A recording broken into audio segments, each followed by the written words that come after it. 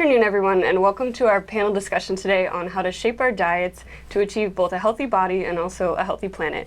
My name is Megan Thielking, and I'm a senior news editor at STAT, and I'm going to be your moderator today for this discussion. I'd like to welcome our panelists to start. To my right is Bruce Friedrich, founder and president of the Good Food Institute, followed by Chris Golden, assistant professor of nutrition and planetary health at the Harvard T.H. Chan School of Public Health, Lillian Chung, lecturer and director of health promotion and communication and director of mindfulness research and practice at the Harvard Chan School. And joining us remotely from Uganda is Nankolo Kovic, who is the Director General's representative to Ethiopia for the International Livestock Research Institute and also the Regional Director for East and Southern Africa of CGIAR, which is a global research partnership aimed at securing food supplies despite the challenges of climate change. So very, very relevant work to our discussion today. Thank you all so much for being here. Thank you. Let's start by just sort of setting the scene a little bit. I think everyone here is probably aware that climate change is threatening our planet and it's threatening our food supply. Extreme weather events like droughts and floods are growing more common, and as they do, they're decimating livestock and crops across Africa, across South Asia. Tens of millions of people are facing acute hunger because of this. So it's an immediate crisis, and it's also, I think, a long-term crisis. Climate change isn't just going to affect the availability of our food, it's also going to affect the quality of the food that we have access to. Harvard Chan School researchers have shown that rising levels of carbon dioxide in the atmosphere will strip nutrients from staple crops like rice and wheat. And climate change is killing off pollinator species, which stands to cut production of fruits, vegetables, more food as well. So it's an awful lot to be concerned about, but there's also cause for optimism. A group of global researchers known as the Eat Lancet Commission has laid out what they call a planetary health diet, which focuses on fruits and vegetables and legumes and whole grains, and it de-emphasizes dairy and animal proteins. Their argument is that widespread adoption of this would not only save lives, but also preserve the environment. So let's sort of dive right in at that high level and talk about what kinds of diets would be good for both our bodies and our planet. What does that look like to each of you? And Bruce, do you want to start? Yeah, I mean, I think the Eat Lancet report gets it right. In the interest of time, I'll just underline fundamentally one of the issues with how broken our food system is just the vast inefficiency of cycling crops through animals. So in 2009, we cycled about 275 million metric tons of corn and wheat through animals. Now it's north of 1 billion metric tons that are cycled through animals. There's another 270 million metric tons of soy that are cycled through animals. So everybody in this room and probably everybody watching is aware that the war in Ukraine has displaced something like 50 million metric tons of wheat. And that has put famine on the front pages of newspapers all over the world. We're literally feeding 25 times that many crops to farm animals, to chickens and pigs and other animals, in a relationship where it takes 9 calories into a chicken to get 1 calorie back out. It takes 40 calories into a feedlot cow to get 1 calorie back out. Mm-hmm. And in the rest of this panel, we'll be talking about some of the other implications of that inefficiency. It's one of the focuses of the Eat Lancet report and the Eat Lancet Commission. And Chris? Thank you. I completely agree with what Bruce said. I think that there's also a chance to emphasize the need for having contextual information on cultures, economies, geographies, ecological systems that will produce sustainable diets. There's not going to be a one-size-fits-all solution to every society in the world. One of the things that I've been working on over the past few years is something called the Blue Food Assessment, where we've been looking at the role of aquatic foods as a cornerstone of healthy and sustainable diets.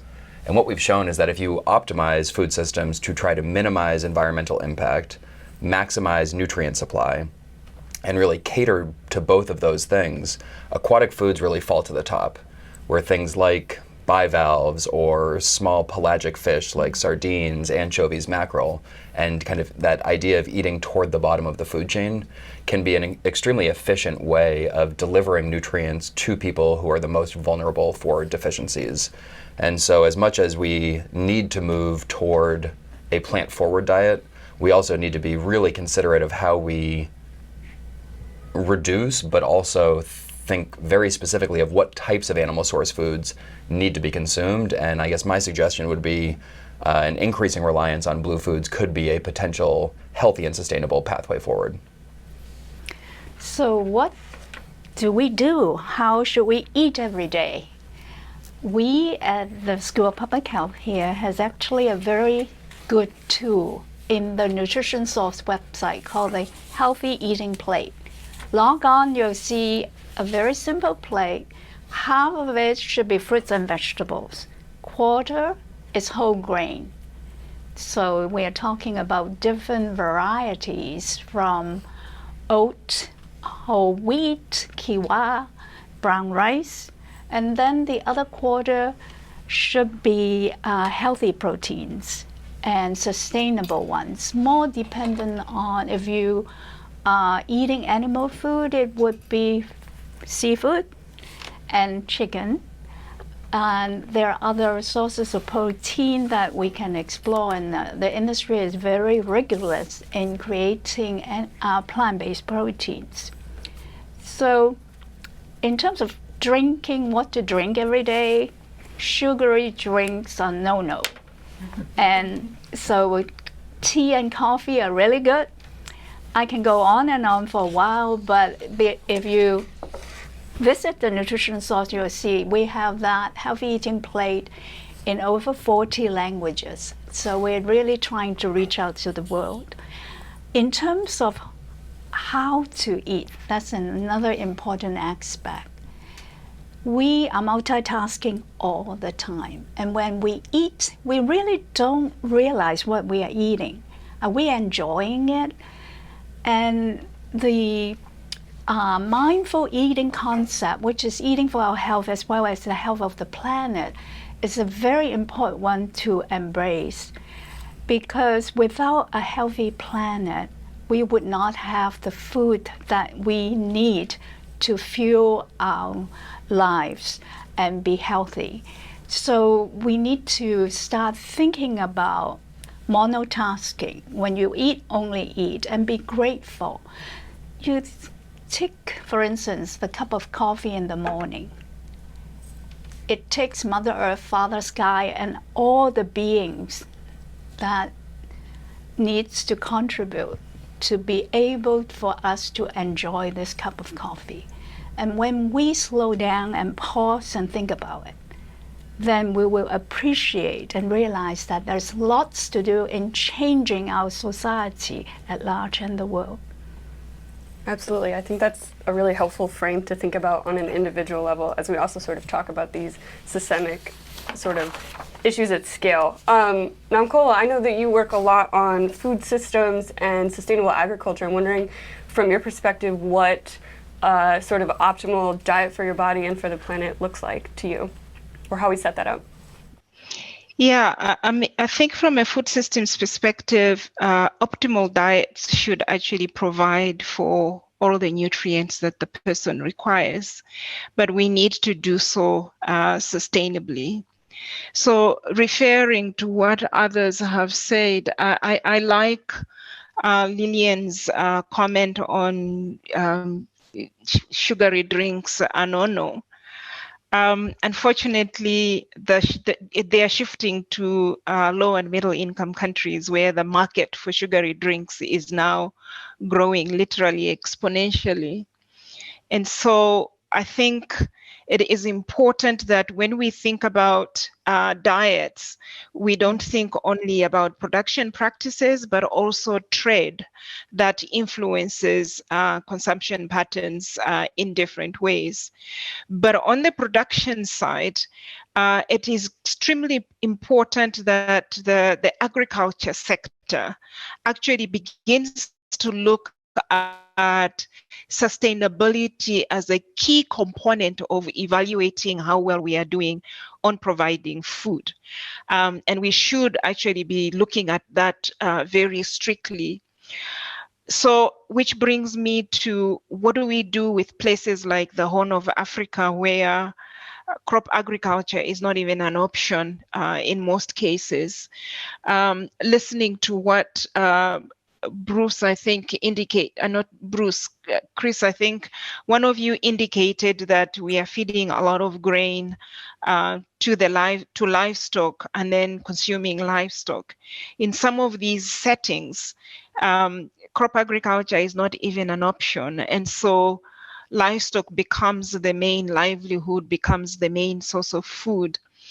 And in those settings, the question for sustainable production is, what are the sustainable solutions that you can actually bring on board so that those people can also survive? And if they cannot survive on the current food systems, the local food systems as they stay, what then do they do? Do they all move and migrate and go someplace else?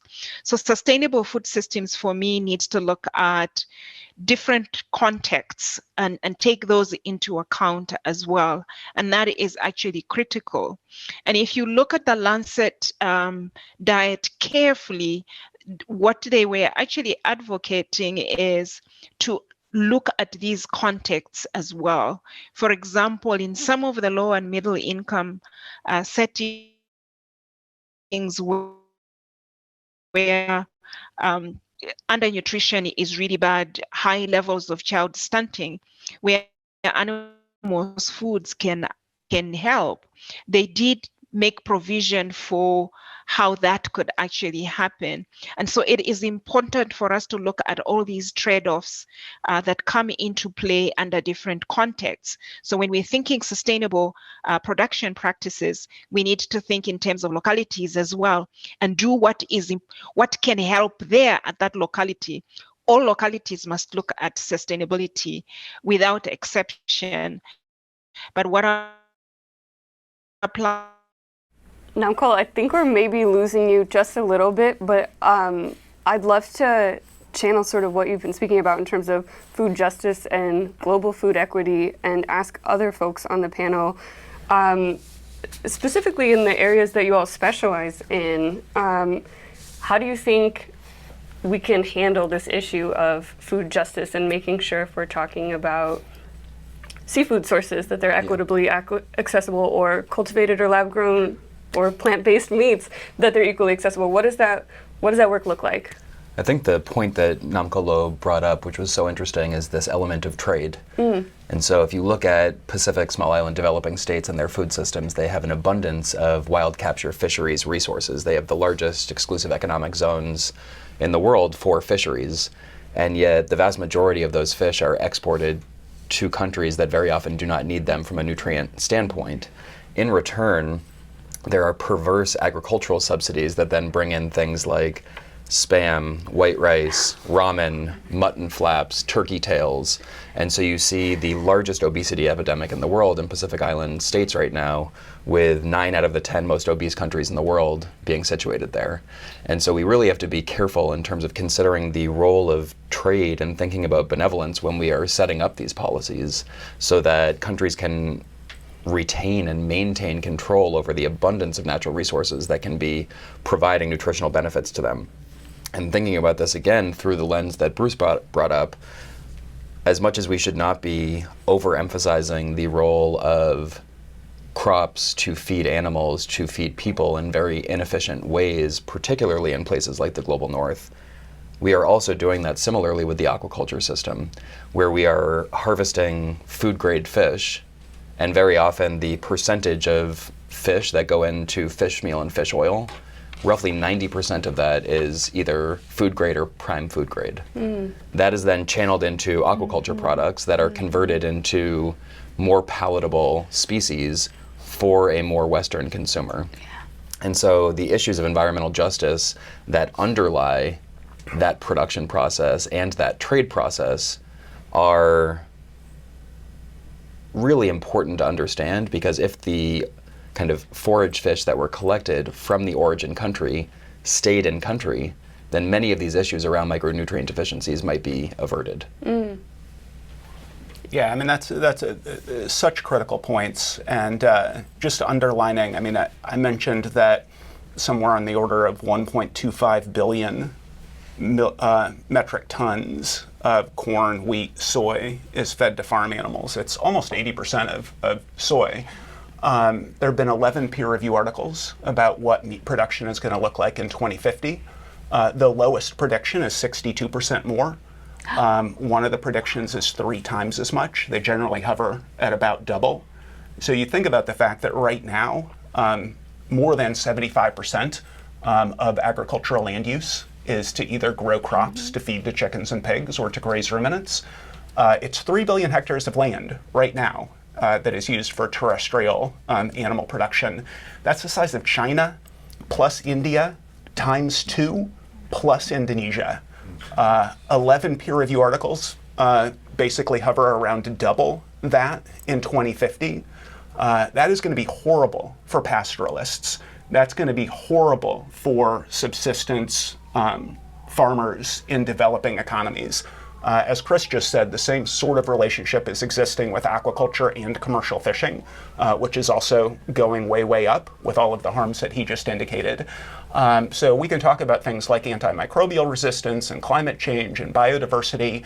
The global populations that contributed to the least to these problems are the ones who are most adversely impacted. So when we're thinking at GFI, at the Good Food Institute, about systemic solutions, we realize that even in the United States, where understanding of the external costs of meat production are as developed as they are anywhere in the world, per capita meat consumption, the 5 highest years for per capita meat consumption in the United States are the most recent 5. So for people in this room, that's oftentimes shocking. People who are like tuned in with food and they're like, wait, but there are vegan options everywhere. According to the USDA, the 5 highest years for per capita are the most recent 5. So we need systemic solutions. And at GFI, we think, let's make meat with plants. Let's cultivate meat with cells. Let's give consumers exactly what they want. Let's undercut on price. So just like renewable energy, the idea is to replace fossil fuels with renewables, just like the idea of electric vehicles is to replace gas-powered cars with electric. We can win in the marketplace with alternative proteins, and we think that's a big part of the solution. And talking about food equity, I think we need to also address food waste. It's a huge issue around the world, and it spans from along the entire sequence of food production, from the farm to the distribution center, depending on the climate, whether the products will be deteriorating, the pest control, and molds. So, and also at the home level, how we work with our food, discarding maybe too much. So, and it contributes to food waste. So every one of us around the world could be doing something to lower the amount of food waste. And the Eat Lancet Commission actually suggested that there will be technological advances that could help, but also consumer campaign worldwide, along with public policies.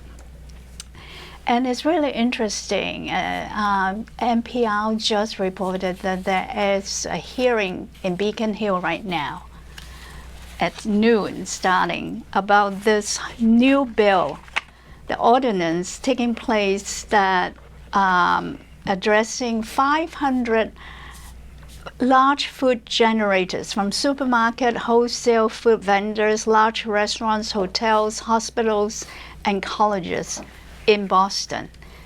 The discussion is they would be required to donate all edible foods that they would otherwise throw away under a proposed ordinance that 2 Boston City Council members plan to introduce. So it's happening, the discussion is live right now. And I still remember from my elementary school days, there was a poem in my Chinese class that talked about every kernel of rice is a lot of hard, loving work. So I remember that well, and so education is also very important. Yeah, absolutely. And I'd love, later we're going to talk about individual diets and sort of personal level choices that we can make, so I'd love to circle back on food waste when we do that, so no one let me forget. I want to jump back to something Bruce introduced, which is the concept of what food production systems right now take up. They take up an awful lot of land, an awful lot of ice-free land. They account for the majority of water that's consumed across the planet, and they also are responsible for roughly a third of greenhouse gas emissions. So this is a very large, sweeping problem to ask you to fix in a few sentences, but what are the best things that we can do to adapt our food systems to take less of a toll on the environment itself? Anybody can start. I mean, I think there are a lot of solutions, and obviously there are no silver bullets, so that's a critically important concept. And we need an all-of-the-above strategy, also, I think, a critically important concept. But building on what I said a second ago, at the end of the day, the polling is in. However much the people in this room and the people who care enough to tune into into an event called Eating for a Healthy Body and a Healthy Planet may wish it weren't so, it is inexorably true that as economies develop, energy consumption goes up, miles driven and cars sold go up, and meat, dairy, and egg consumption go up. There's something about human physiology or human psychology, I don't know what it is, but it is just going up. We now know how to use food technology. Meat is made up of lipids, aminos, minerals, and water. We can biomimic the precise meat experience using plants. It's a new concept. This is not, your grandfather's veggie burger. This is literally when somebody sits down, they can't tell the difference. But it doesn't require antibiotics. It doesn't contribute to pandemic risk. Requires a tiny fraction of the land, a tiny fraction of the water, causes a fraction of the direct climate change, no ruminant methane emissions whatsoever. And for people who want to eat actual animal meat, we can cultivate that meat directly from cells. And because these processes are so much more efficient, in addition to slashing biodiversity loss contribution, in addition to slashing direct climate emissions, as it scales up, we should be able to win in the marketplace. It should be the third leg of the climate stool for policymakers, because a third of climate change is attributable to food, and 60% of that is animal agriculture, before you even get to land use change. So policies focused on incentivizing R&D in this regard, and policies focused on incentivizing private sector activity, the same things that have worked for renewable energy and electric vehicles. Yeah, absolutely. And it looks like we have Namkolo back. We are talking about what we can do to make our food systems more sustainable. And you were touching on this previously, and I'm wondering if you have more specific thoughts on high-level policy changes that you think would be very impactful. Yeah, I think if I think in terms of where we are on food production, we are using a lot of land, but we are still clearing even more land to add to the agriculture production space. And so one of the things that we need to do is actually begin to look at how can we produce more food on the land that we have already cleared. Now, for the global north, you are getting into precision agricultural practices where you can bring in efficiencies of use of some of the inputs like fertilizers and the like. In low and middle income countries, we haven't reached those precisions yet. So we're using more fertilizers, but quite inefficiently, and inputs very inefficiently. So we need to increase our productivity levels, but do so with greater precision in the way in which we are using our inputs as well. And so we need policy structures that can allow for that to happen, not at a slow snail pace, but much faster than what we are seeing happening now. Thank you. Chris, yeah? Yeah, if I might, I just want to add into something that both Namkolo and Bruce were speaking about. So this issue of quantifying these impacts and looking at the role of land use change versus kind of carbon emissions, I think we can't ignore the very large role that land use change can play in altering this future vision of how we want our food systems to look like. And as much as you're totally correct that a third of emissions come from food systems and the vast majority from animal food production, the role of land use change is not exclusively about carbon emissions. This also plays an enormous role in pandemic risk, as you brought up. And so there's very good evidence about agricultural extensification leading toward increasing risks of pandemic spillover events that I think we really need to pay careful attention about. And I also think that this is not just about pandemic risk or about nutrition, but also there's downstream impacts of if you remove forests upstream, there will be consequent impacts on diarrheal disease. If there are forest fires to clear land for agriculture, there will be impacts on respiratory disease and mental health and perinatal mortality. And so there's so many things that are right now externalities of the food system that are not being adequately integrated into our predictions of what the food system should look like, that I don't think that using carbon emission estimates does justice to that. And so on the one hand, I completely agree with you, but would also say we need to consider this in a much broader framework. Yeah, absolutely. All of it's intertwined. Can you speak to sort of the intersections that you see specifically with regards to aquaculture and overfishing and sort of Sure. that whole mess? In general, it's believed that we've reached kind of peak capacity of what the oceans are able to produce sustainably at the moment, and so there's been a reduction in catch. If we reframe fisheries policies to improve the way that we are using gear, where we're fishing, how we're kind of siphoning off areas and allowing them to recover, there could be an increase in wild capture catch. But all of the predictions lean toward more and more of future seafood production coming from farmed sources. With that said, the way that farm production exists is heavily reliant on both terrestrial food crops and on forage fish species to feed those future species that are then consumed by people. So none of this is being done extremely efficiently in most cases, although there are really clear examples of where they've done a pretty good job. And so if you have to choose amongst animal source foods, there are things like examples of farmed salmon in some countries that are doing a good job, or farmed bivalves in some places, which serve a kind of beneficial water filtration service in addition to providing high quality micronutrients. So there are examples of where this can be done well, but across the board it is not being done well. The other trick here is that in many places aquaculture production is not directed through trade mechanisms to the people who need it most. And so if the forage fish are being removed from places like Madagascar, Namibia, Chile, Peru, they're then reformulated into aquafeeds and converted into products and then consumed by people in France, Spain, the US, etc. There's this very odd pathway of nutrients that is being drained from the global south and being fed to the global north. And so that is really a major issue of environmental justice that needs to be addressed within the underlying food system. Add to this on top of it, this kind of climate change stressors that will be affecting both wild capture and farmed production. And so if you look at a map of the Earth, you can see that across the equatorial belt, as sea temperatures rise, wild capture fisheries will move poleward.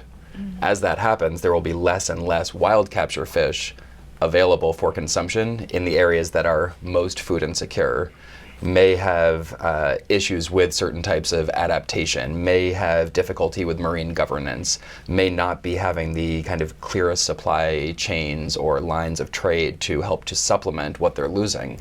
And so there really looms this kind of major food security risk given all of those elements in concert. Yeah. Megan, I wonder if I can add Please, something to that. We're seeing more and more aquaculture coming into play on the African continent as well. But I think some of the things that we need to do now is actually look at what that does to the water quality where they are actually doing this, especially when they are using ponds next to large water bodies like lakes and rivers. And so while it's catching as another source of protein, we are not doing as well in terms of putting in place the sustainability components of that to make sure that we don't create new problems while we are trying to solve another. Thank you. Yeah. Can I just super quickly, GFI GFI as an organization is basically a think tank and scientific body for making meat from plants and cultivating meat from cells. And we have a significant wing that is focused on seafood. And we call it our Sustainable Seafood Campaign. And if you go to gfi.org/sustainableseafood, there's a lot of activity. So everything that I was talking about with regard to terrestrial animals also exists with regard to sea animals. Yeah. No, thank you for sharing that. And Lillian, please, yeah. I would like to just make a comment about our U.S. policy in terms of the dietary guideline. It's so upsetting. The 2020 dietary guideline, the scientists got together and worked on a chapter about sustainability. But when the USDA, which has the final say in the report, dropped the chapter completely. It's very, very upsetting and disturbing. I think we need to, that's the reason why, if the government will not do it, we as citizens around the world, and especially in the US, need to speak up. So that's another example of the hurdles that we are facing. Yeah, and I think it's a nice way to transition into talking about where policy fits into all of this. Lillian, you wrote an op-ed last year after the White House held its first summit on hunger and nutrition and health, which is obviously very relevant to everything we're talking about right now. And you argued that the policies they put forth were a good start but didn't really go far enough. So I'm curious, maybe we'll start with you and we can zoom out. What sorts of policies you think would go far enough and actually make an impact on what we're talking about? The Farm Bill. We need to support production of more fruits and vegetables. Our nutritionists are, just working so hard, getting the public to do so. But it's not supported by the agricultural policy. We need to make major shifts, but this is an area that we need to be collaborating with other experts, like in government, schools of government, and to figure out how we can change the Farm Bill. It's a huge, huge hurdle. And zooming out, farming, agriculture, but otherwise, what sorts of policies do the two of you think would make a real impact? I mean, so GFI, GFI is about 185 full-time team members. The plurality of our team members are scientists, and the scientists are building an ecosystem around what does it look like to biomimic meat, dairy, and eggs with plants, and what does it look like to cultivate actual animal meat, including seafood, directly from cells. And just like this sort of an endeavor, if you're talking about renewable energy or electric vehicles, you need the scientists to do the work, and then you also need government support. So GFI has gotten alternative protein R&D defined as climate science. We have bipartisan support. Sonny Perdue, who was Donald Trump's Secretary of Agriculture, and Scott Gottlieb, who was Donald Trump's FDA commissioner. Both of them are supportive of alternative proteins. And with folks who are particularly interested in entrepreneurship and industry, we lean into a report from the UK Foreign Commonwealth and Development Office that says that alternative proteins, what I'm talking about, could be a $1.1 trillion gross value add to the global economy by 2050, add 9.8 million new jobs, and because it uses so much less land, decrease food costs. So somebody like Sonny Perdue or Scott Gottlieb or other Republicans in Congress leaning into we need cooperation, but it's also a competition. Right now, the entrepreneurs, the businesses that are most leaned in on alternative proteins are American, but that could change. The countries that are absolutely leading right now are Israel and Singapore. We've seen President Xi and China, their 5-year plan for the bioeconomy and their 5-year plan for agriculture, leaning in on alternative proteins. What we need is the same sorts of incentives that were in the IRA for renewable energy and electric vehicles.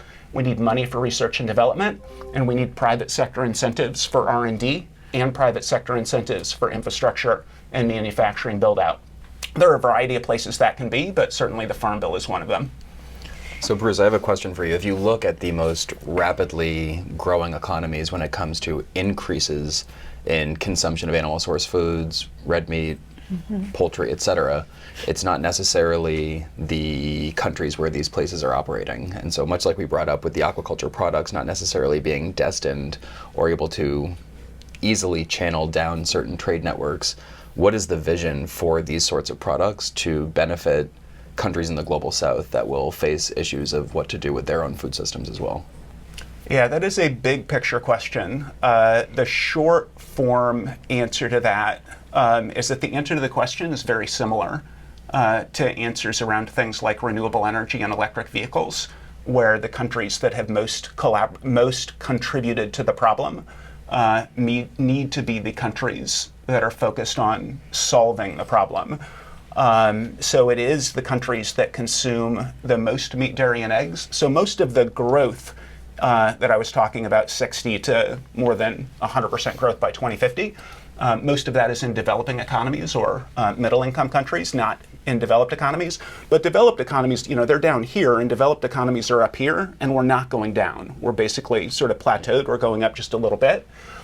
So the solution is, for those of us in developed economies, principally to shift from the diets that we're consuming now to plant-based. For people who are going to eat meat, which is the vast majority of people, I think individual dietary choice is fantastic, and those of us who are willing to do it should do it. But we also need products that basically make it easier for people to decrease their contribution to these various harms. So shifting to plant-based products, plant-based meat, dairy, and eggs, shifting once they're available to cultivated products, and government helping to make that transition possible as sort of the short-term solution. Thank you. I wonder, And Kolo, I don't know if we can hear you. Can you, from a global perspective, we're talking just generally what policies would incentivize some of these changes to the food system? I think the policies that we need in terms of incentivizing changes in food systems is looking at providing support to producers to be able to make the transition. And I think there are policies there that can actually be put in place. When we are thinking in terms of input use, we need to think in terms of sustainability components being able to operate within planetary boundaries and be able to come up with limits. For the global north, I think what you need is limits. For the global south, it's an idea of precision, adding in greater precision there. What we need in the global south is currently our increase in food production to meet population growth is not all coming from additional productivity levels. We are clearing more land. So we need to improve our productivity levels so that we can also limit the amount of additional land that we bring into production. So our policies can actually help there. I worry about the issue of when we're talking about the global north consuming less, for example, animal source foods, the global south consuming more because of the need there. I think we need to also be careful with the fact that even in the global south, we do have subsectors.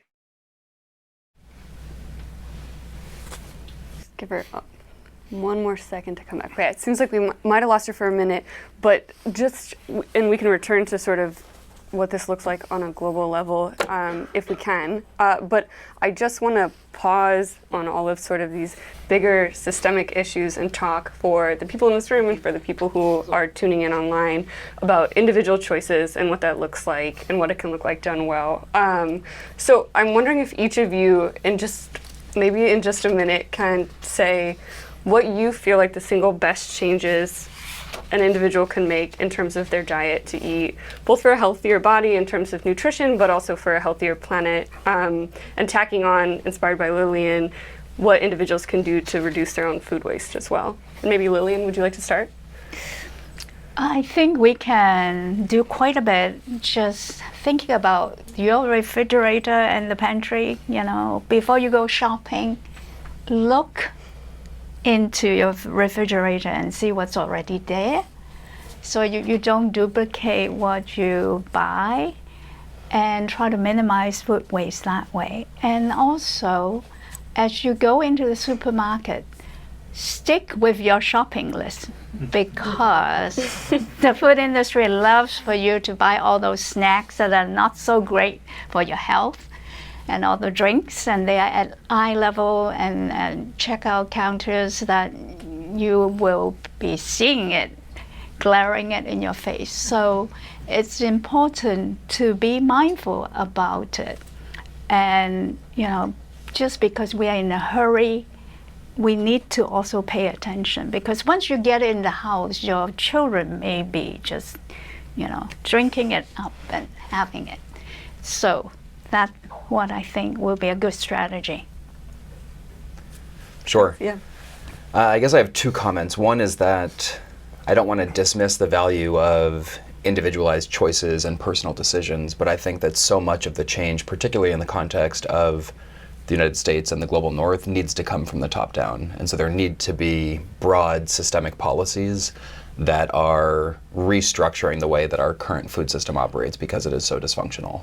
And without that, it will be very difficult for individual level choices and the kind of perceived demand that arises from that to create the transformation that we need in the time that we need it.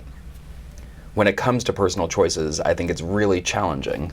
There are so many different things that you can look at to optimize. So you could optimize based on carbon footprint, on whether something is local or non-local, GMO or non-GMO, was it created fair trade, were there workers treated with dignity, price. I mean, there's so many different ways, freshwater use, pollution, eutrophication. So there's so many different ways of looking at the impact of a given food. And so then there's almost this paralysis that arises. How do I make a decision when a food is so multidimensional in its impact? Mm-hmm. And so much of that falls on the consumer to say, well, here are the things that I care about, because very few foods will optimize perfectly across all of those. Do we know that plant source foods tend to do better than animal source foods in many of these categories? Absolutely. Are some animal source foods doing better than some plant source foods across all of those categories? Yes.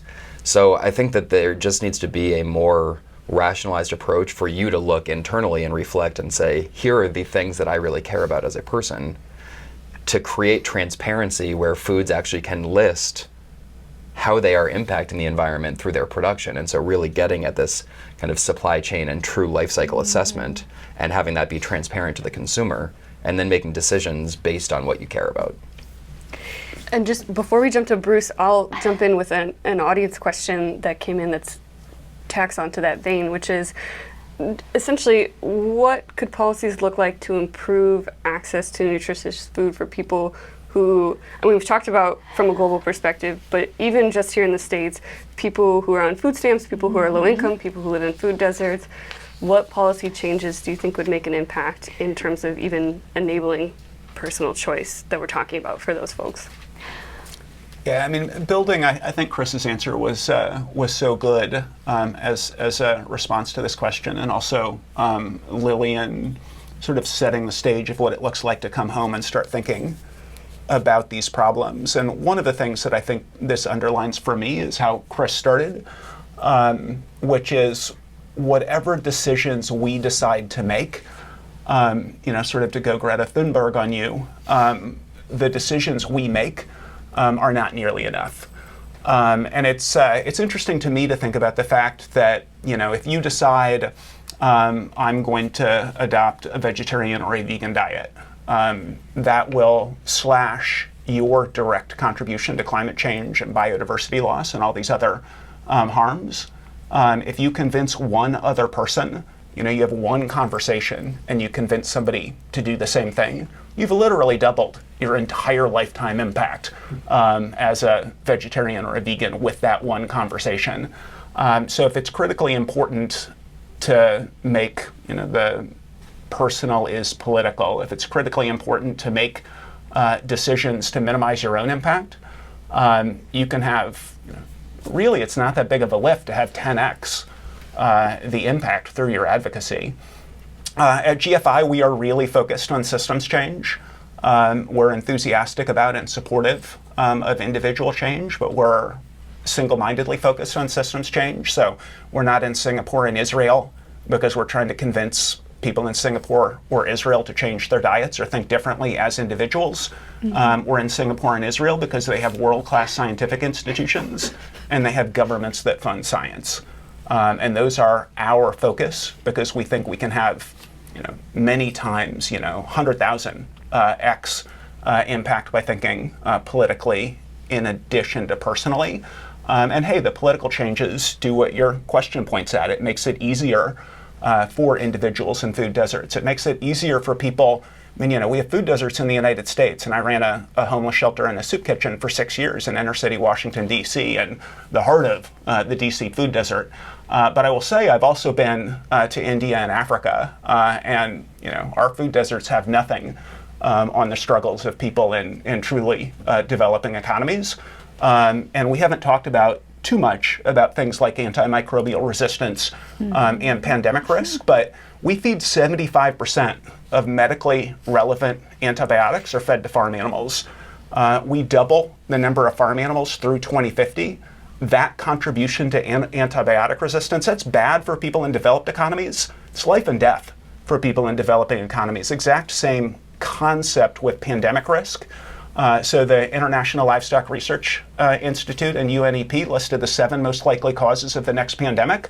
The first one is more animals, more meat eating, because that's more vectors for disease. The second one is industrial animal farming, because you've got genetic clone animals in conditions that are disease breeding factories. One of them, as Chris pointed to, is extensive agriculture and just sort of encroachment on wildlife. COVID-19 wasn't a particularly deadly pandemic relative to what could have happened. Still sent more than 100 million people in developing economies into extreme poverty. So we really do need the systems change. And the biggest and most impactful and most important systems change could be shifting how we produce meat in the same way that we're shifting how we produce energy or shifting how we make transportation.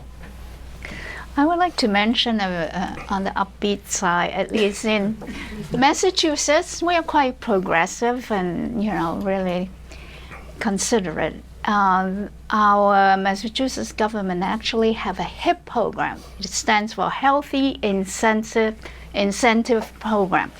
And what it does is that when you use food stamps or SNAP dollars, and if you go into farmers market and you buy the fruits and vegetables, they will double up the amount.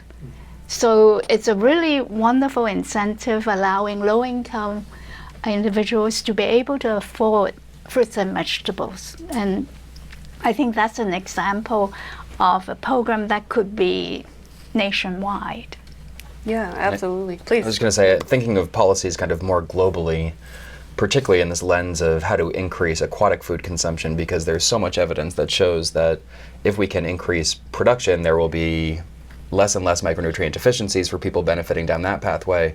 But our most recent analysis showed that it will actually help to curb some of the red meat and kind of other forms of consumption of processed meat that will lead to obesity, diabetes, hypertension, et cetera. And so it kind of serves both populations of underconsumption, undernutrition, and overnutrition. And so to think about ways of doing that, this kind of brings me back to my planetary health lens of, are there more grassroots, holistic ways of doing that? And one of my postdocs has just finished a paper that's now in review looking at marine protected areas and the ways in which we could actually be simultaneously protecting biodiversity, increasing and recovering fishery potential, making robust fisheries that then have spillover effects to local coastal populations where they then can access seafood in ways that they haven't been able to in the past because of unsustainable fishing practices. And so there are ways that we should be thinking of pairing conservation and or environmental management interventions and viewing them as public health interventions and really trying to bring those two disciplines and behaviors into conversation and into synchrony. Yeah, absolutely. And Kolo, welcome back. I wanted to throw a reader question, or listener question, reader, your way, which is something we touched on at the very beginning, which is sort of how climate change affects the quality of our food. And in particular, this audience member is wanting to know how it's affecting soil quality and nutrient content in crops or livestock in Africa. Yeah, I think the major issue that we see is there are studies that are showing that as we are getting drier, especially with the higher carbon dioxide levels in the atmosphere, we are reducing the levels of some micronutrients like zinc in staple foods, like wheat, maize, and the like. What this implies is that we're going to have a lot more problems with micronutrient status, given that we still depend primarily on staple foods for a lot of our nutrients in the global south. The other challenge that we have is we're not only getting drier everywhere. In some places, we are getting more wet, and we are having these frequent floods as well, heavy rains, in places quite unpredictable, but sometimes heavy rains. What those flooding episodes do is leach out a lot of nutrients from the soil. So that also can limit the next cycle of crops in terms of productivity, but that's not the only problem.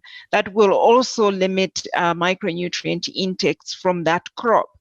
And then where we are feeding animals, the same problem. Now we'll be looking for micronutrient supplements for our chickens and what have you as well. So those are really problems that we have got. One of the areas where I think we are not paying enough attention to is when we look at our traditional and indigenous foods, for example, on the African continent, the bulk of our research is focused on the mega ones, maize, wheat, rice. And yet, for sustainable food systems, we need to include those underutilized crops as part of that sustainability kit, if you will, and we are neglecting those.